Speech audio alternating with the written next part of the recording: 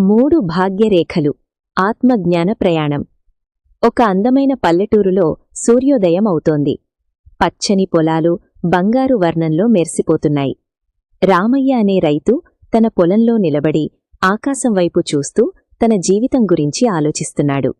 ఎన్నో సమస్యలతో చింతతో ఉన్నాడు. రామయ్య ఒక బావి దగ్గర విశ్రాంతి తీసుకుంటుండగా అక్కడికి బోధన్ అనే ఒక వృద్ధ సాధువు వచ్చాడు. బోధన్ ముఖంలో అద్భుతమైన ప్రశాంతత ఉంది. అతను రామయ్య దగ్గరకు వచ్చి ఆత్మీయంగా పలకరించాడు. బోధన్ రామయ్య ముఖాన్ని పరిశీలించి అతని నుదుటిపైయున్న 3 రేఖలను చూపిస్తాడు. ఆ రేఖలు సామాన్యమైనవి కావు. అవి దివ్యమైన కాంతితో మెరుస్తున్నాయి. అవి రామయ్యకున్న గొప్ప అదృష్టాన్ని సూచిస్తున్నాయి. బోధన్ ఆ 3 రేఖల రహస్యాన్ని రామయ్యకు వివరిస్తాడు. మొదటిది దేవుని రక్షణ, రెండవది ఆత్మజ్ఞానం, మూడవది సత్సంకల్పమని చెబుతాడు. రామయ్య ఆ మాటలను ఎంతో శ్రద్ధగా వింటున్నాడు. బోధన్ చెప్పిన మాటలతో ప్రభావితుడైన రామయ్య ఒక పెద్ద మర్రి చెట్టు కింద కూర్చుని ధ్యానం చేయడం ప్రారంభిస్తాడు. అతను తన కళ్ళు మూసుకుని తనలోని ప్రశాంతతను వెతుక్కుంటున్నాడు. ధ్యానం చేస్తున్న కొద్దీ రామయ్యలో ఒక గొప్ప మార్పు వస్తుంది.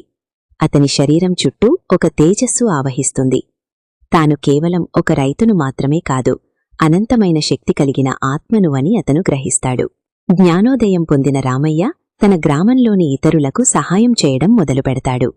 కిరణ్ అనే ఒక గ్రామస్థుడికి తన ఎడ్ల బండిని బాగుచేయడంలో మరియు బరువులు మోయడంలో ఉత్సాహంగా సహాయం చేస్తాడు. సాయంత్రం వేళ గ్రామమంతా సంతోషంతో నిండిపోయింది. రామయ్య తెచ్చిన మార్పు వల్ల ప్రజలందరూ కలిసిమెలిసి ఉంటున్నారు. సూర్యాస్తమయం సమయంలో రామయ్య మరియు కిరణ్ ఒకరినొకరు అభినందించుకుంటున్నారు. తన పని పూర్తి చేసుకుని తిరిగి వస్తున్న రామయ్యను చూసి బోధన్ ఎంతో సంతోషిస్తాడు. రామయ్యలోని మార్పును చూసి బోధన్ అతని తలమీద చేయి పెట్టి మనస్ఫూర్తిగా దీవిస్తాడు. రామయ్య ఇప్పుడు కేవలం ఒక సామాన్య రైతు కాదు, తనలోని భాగ్యరేఖలను గుర్తించిన ఒక యోధుడు. అతను కొండపై నిలబడి తన గ్రామాన్ని చూస్తూ శాంతి మరియు ఆనందంతో నిండిపోవాలి అని మనస్ఫూర్తిగా కోరుకుంటూ గ్రామంలో మంచి మార్పు తీసుకువచ్చాడు. 3 భాగ్యరేఖలు ఆత్మజ్ఞాన ప్రయాణం.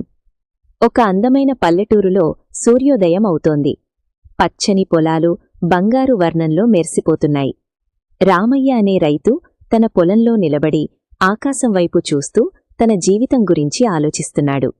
ఎన్నో సమస్యలతో చింతతో ఉన్నాడు. రామయ్య ఒక బావి